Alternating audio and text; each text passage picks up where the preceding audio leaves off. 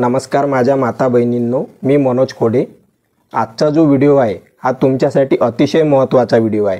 तो म्हणजे आता जो तुम्हाला ऑक्टोबर महिन्याचा हप्ता मिळाला, परंतु हा हप्ता सर्वच पात्र महिलांना मिळाला, म्हणजेच ज्यांनी केवायसी केली त्यांना सुद्धा मिळाला आणि ज्यांनी केवायसी नाही केली त्यांना सुद्धा मिळाला, परंतु हा शेवटचा हप्ता आहे। आता यानंतर जो हप्ता तुम्हाला मिळेल म्हणजे नोव्हेंबर महिन्याचा, तो फक्त ई केवायसी केलेल्या महिलांनाच हा हप्ता मिळणार आहे। म्हणजे ज्या महिलांनी ई केवायसी केली त्यांनाच हा हप्ता मिळणार आहे आणि ज्या महिलांनी ई केवायसी नाही केली त्यांना हा हप्ता मिळणार नाही।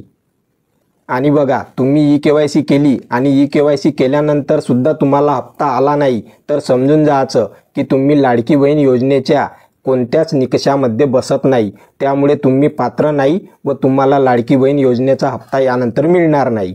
तर पहा, ज्या महिलांनी अजूनपर्यंत ई केवायसी केलेली नाही त्यांनी 18 नोव्हेंबर 2025 पूर्वी ई केवायसी करून घ्या, कारण ई केवायसी करण्यासाठी शेवटची तारीख ही 18 नोव्हेंबर 2025 आहे।